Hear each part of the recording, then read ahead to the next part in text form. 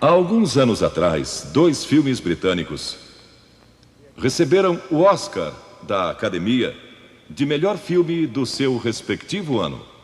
E ambos foram a respeito de dois homens. Um foi Eric Liddell e o outro foi Gandhi. Ambos tiveram a força e a coragem, quando sob pressão, de dizer não a si mesmos, de exercer autodisciplina. Quero tomar como meu texto de hoje 1 Coríntios, capítulo 10, começando com o versículo 12. Aquele, pois, que pensa estar em pé, veja que não caia. Não vos sobreveio tentação.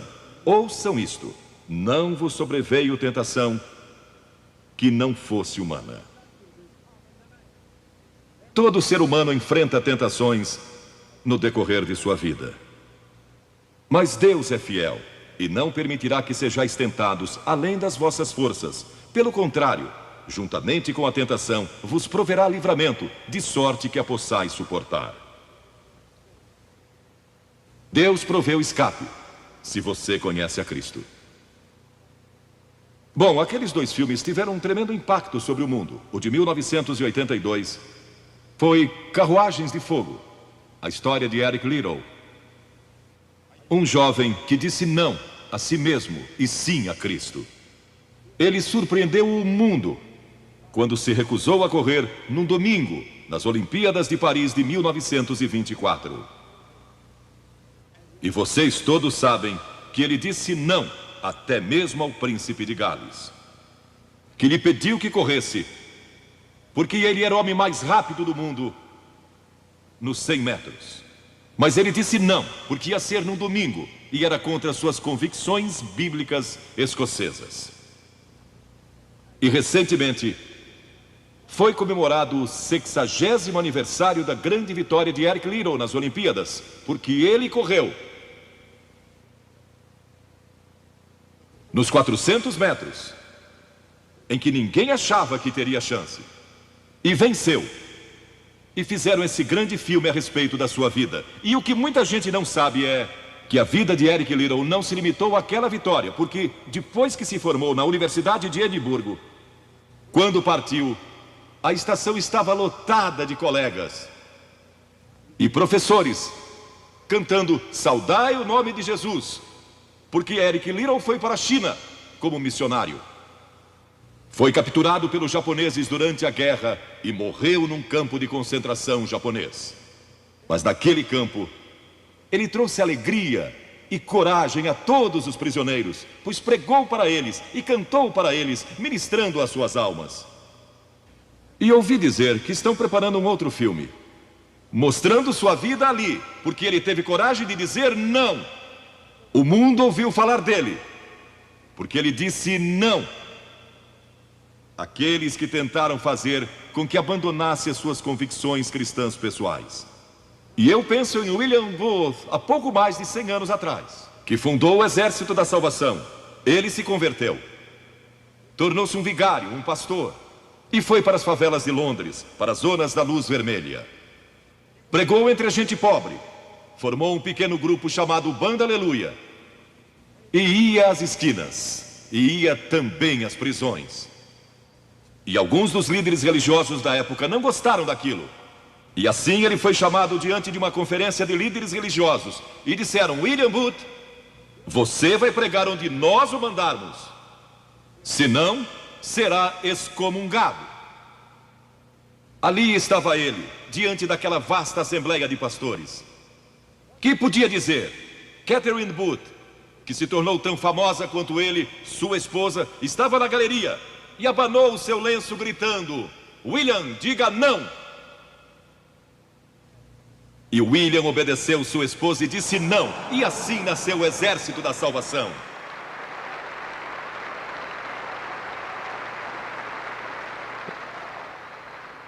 Lemos muitas histórias da Bíblia a respeito de jovens que disseram não e mudaram o curso da história.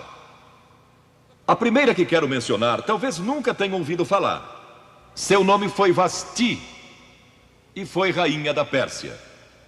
a esposa de Assuero, que reinou desde a Índia até a Etiópia. Pensem em todo o petróleo que ele tinha e provavelmente nem sabia.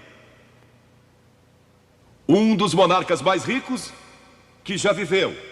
E ele deu uma grande festa que durou muitos dias. No fim, provavelmente já bêbado, ele ordenou que sua esposa Vasti viesse e ali dançasse para todos os seus convidados. E ela assombrou aquele grupo de líderes mundiais. Ao se recusar, ela disse: não, eu não vou expor o meu corpo para esses homens. Ele mandou outra mensagem, ameaçando que ela deixaria de ser rainha e perderia seus confortos e bens materiais e toda a sua fama. Mas a sua resposta foi a mesma: não. E ela mudou a história, porque foi deposta como rainha. Nada mais sabemos. Mas por causa dela, Esther se tornou rainha e o povo judeu foi salvo. E até o dia de hoje, o povo judeu celebra um grande feriado, porque uma mulher disse não e abriu a porta para a salvação do povo judeu, porque havia um homem como Hitler, e era o primeiro-ministro do país, decidido a destruir e aniquilar os judeus. Agora, a Bíblia tem muito a dizer a respeito de sensualidade e lascívia e depravação. A palavra lascívia significa a tendência de incitar desejos sensuais. Sensualidade significa o apelo proposital aos sentidos físicos para a satisfação pessoal. Talvez lendo um livro pornográfico ou assistindo um filme impróprio. A Bíblia diz que devemos nos abster das paixões carnais, da sensualidade, que fazem guerra contra a alma. Elas estão em guerra contra a sua alma e seu espírito. E a Bíblia diz que devemos nos abster delas, ficar longe delas. E então a Bíblia usa outra palavra, réprobo. Agora, isso se refere a pessoas totalmente depravadas, de consciências mortas ou cauterizadas, não sabem mais corar, perderam a capacidade de discernir entre o bem e o mal. E em Romanos 1:28 lemos: e por haverem desprezado o conhecimento de Deus, o próprio Deus os entregou a uma disposição mental reprovável para praticarem coisas inconvenientes. Ou seja, Deus desistiu deles dizendo: vão em frente, gozem toda depravação e toda sensualidade que quiserem, não vou perturbá-los. Ainda não. Mas saibam que seus pecados os acharão e prestarão contas no dia do juízo. E Paulo, escrevendo ao jovem Timóteo, disse: também estes resistem à verdade, homens de todo corrompidos, réprobos quanto à fé. Em outras palavras, rejeitaram a Cristo por tanto tempo que suas consciências se cauterizaram e seus corações se endureceram. E mesmo que o Espírito de Deus lhes fale, eles não podem ouvir. É por isso que é importante que você aceite a Cristo quando é jovem. É importante que venha a Cristo agora. Se o Espírito de Deus está falando com você, entregue a sua vida a Cristo. Porque o dia pode chegar em que a sua consciência esteja morta e você não possa mais ouvir a voz de Deus. Ela disse não. Mas Vasti, você vai perder o trono, vai perder suas riquezas, pode até perder sua vida. Ela disse: minha resposta é não. Qual é sua resposta hoje àquelas coisas que são erradas? À mentira, à lascívia, à cobiça, ao preconceito racial? Qual vai ser? Você vai disciplinar seu corpo? Vai permanecer firme às convicções que Cristo e a Bíblia ensinam? Ou vai ceder e seguir pelo caminho largo que leva à destruição?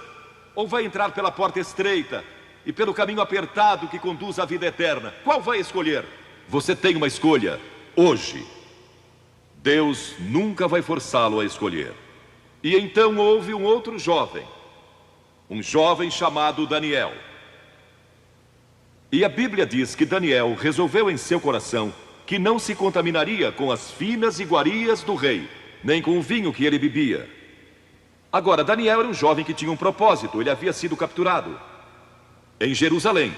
Quando o exército de Nabucodonosor invadiu a cidade, ele foi capturado e levado através de milhares e milhares de quilômetros à Babilônia.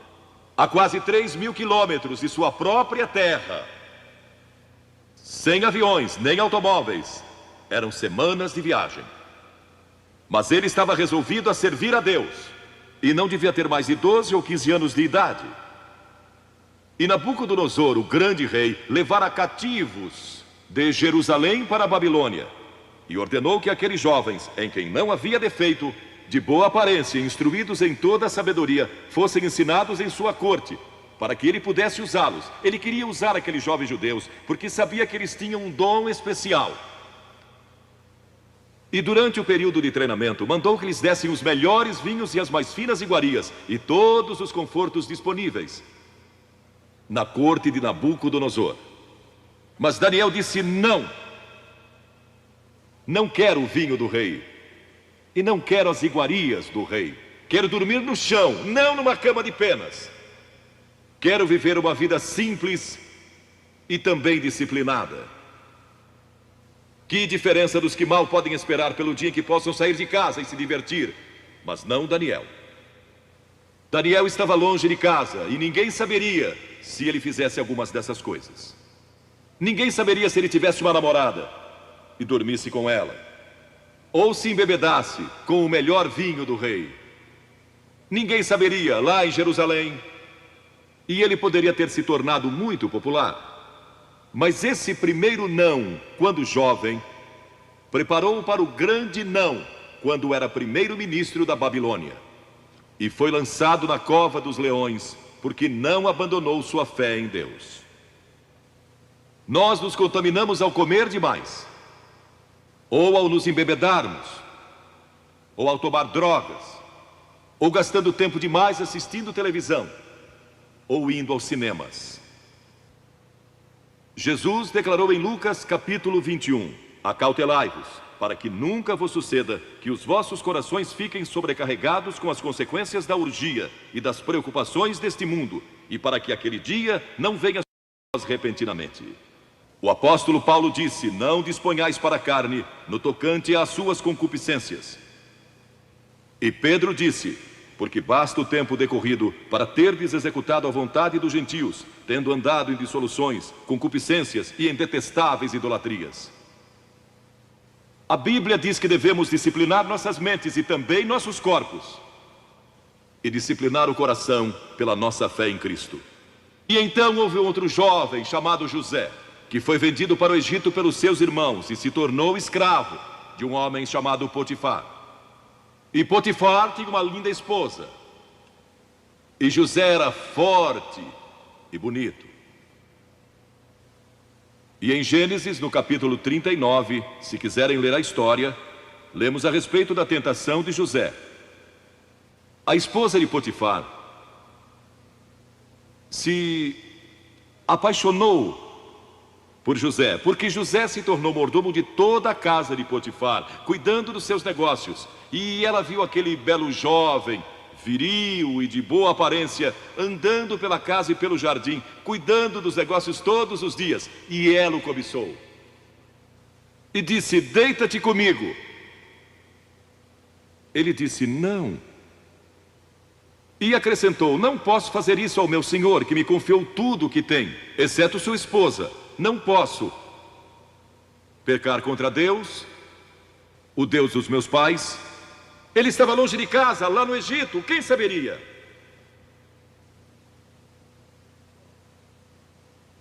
Mas disse não.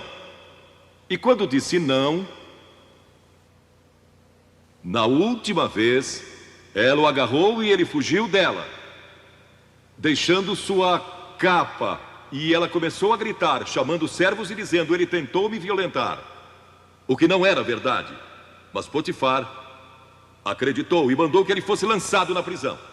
E muitos de vocês sabem a história, que ele foi para a prisão e através de uma série de circunstâncias, ele depois se tornou primeiro-ministro de todo o Egito e governou o Egito sob o faraó.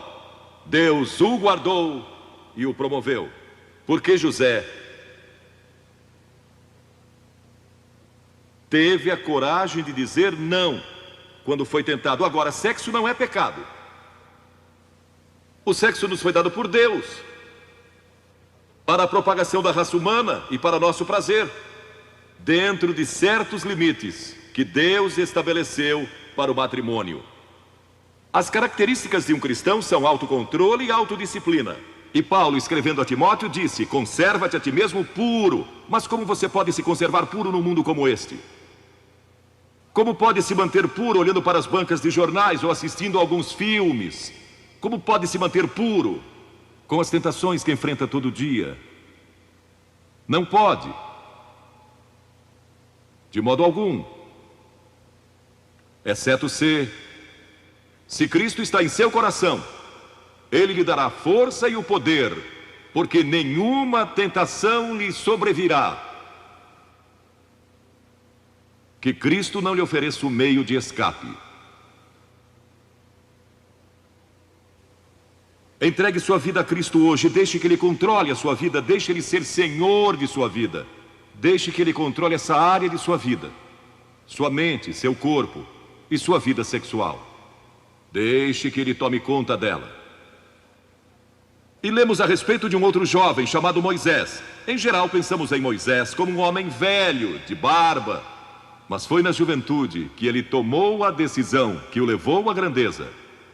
Porque a Escritura diz, pela fé Moisés, quando homem, talvez 17 ou 18 anos de idade, recusou ser chamado filho da filha do faraó. Recusou, ele fez uma escolha, preferindo ser maltratado junto com o povo de Deus, a usufruir prazeres transitórios do pecado. Agora, observe que ele estava no Egito. Era filho da filha de Faraó, herdeiro do trono do Egito. E talvez seria o próximo faraó. Mas ele fez uma escolha, porque sabia que seu povo, o povo de Israel, era escravo dos egípcios. E ele teve que tomar uma decisão no auge da sua glória. E no auge de tudo que lhe foi oferecido. E ele disse não a Faraó. Não vou ser seu filho, prefiro sofrer e morrer com o meu povo e servir o Deus vivo e verdadeiro. E foi exatamente o que ele fez. E conhecemos Moisés hoje como um dos grandes homens da história. Ele rejeitou os prazeres transitórios do pecado. E há uma diferença entre prazeres e alegria. Quem ama os prazeres empobrecerá, diz a Bíblia. E ela cita um homem que disse: entreguei meu coração à loucura e aos seus prazeres, mas tudo isso é correr atrás do vento. Quem vive em prazeres está morto, embora viva, amando os prazeres mais do que a Deus. A Bíblia diz que há pessoas que amam aos prazeres mais do que amam a Deus. É o seu caso? Você ama a Deus mais do que ama prazeres pecaminosos? Não falo de esportes e todas essas coisas maravilhosas que temos. Falo de prazeres pecaminosos. Mas a alegria é produzida pelo Espírito Santo, e há centenas de passagens que falam dessa alegria. Você pode ter alegria, mesmo quando não tem prazer, porque a alegria é profunda.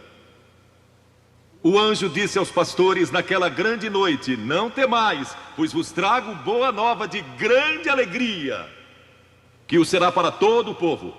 E mesmo no sofrimento, quando você recebe a Cristo, Deus não remove o sofrimento. Ele não remove todos os problemas e as dificuldades da sua vida. Não faz isso.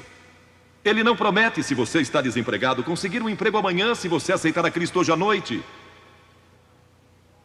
Ele promete que lhe dará graça e força e alegria em qualquer situação. Bem-aventurados sois quando os homens vos odiarem e quando vos expulsarem da sua companhia, vos injuriarem e rejeitarem o vosso nome como indigno, por causa do Filho do Homem.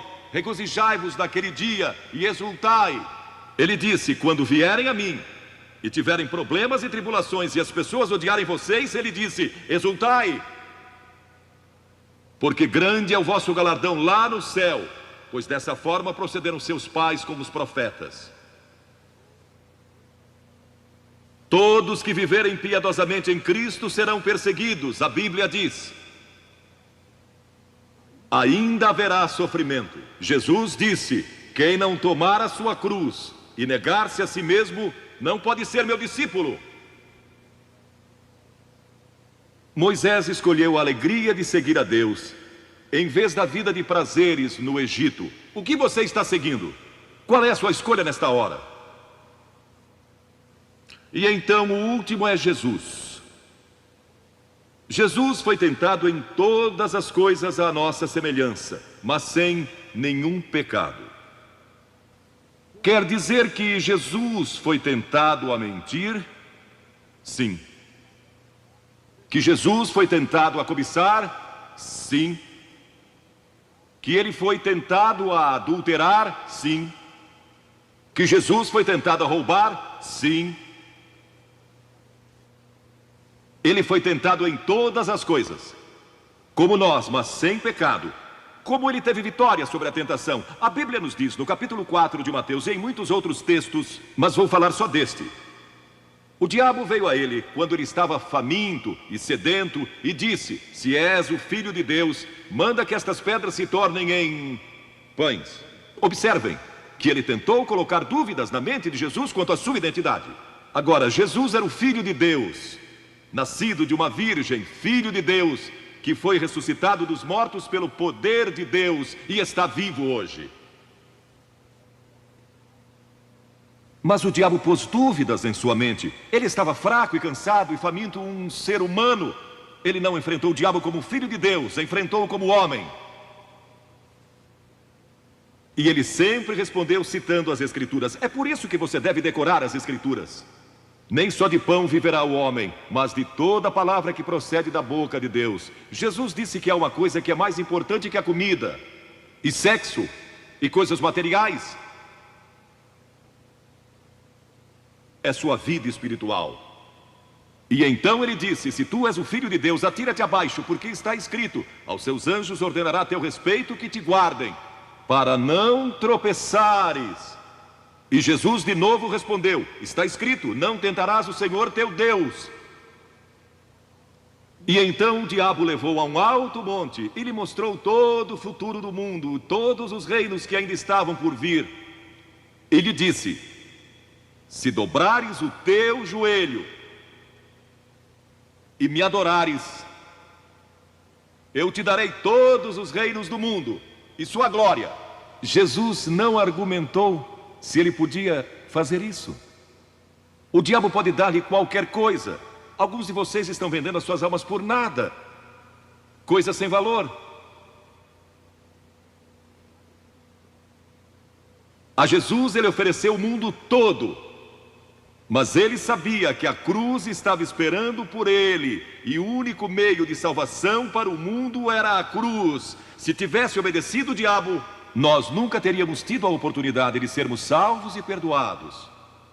Jesus teria tomado um atalho e nós estaríamos perdidos. Mas Jesus disse: está escrito, ou melhor, começou dizendo: retira-te, Satanás,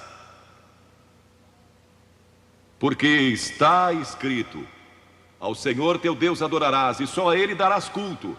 E assim o diabo deixou, e anjos vieram e o serviram. Observe como Jesus enfrentou o diabo ao ser tentado.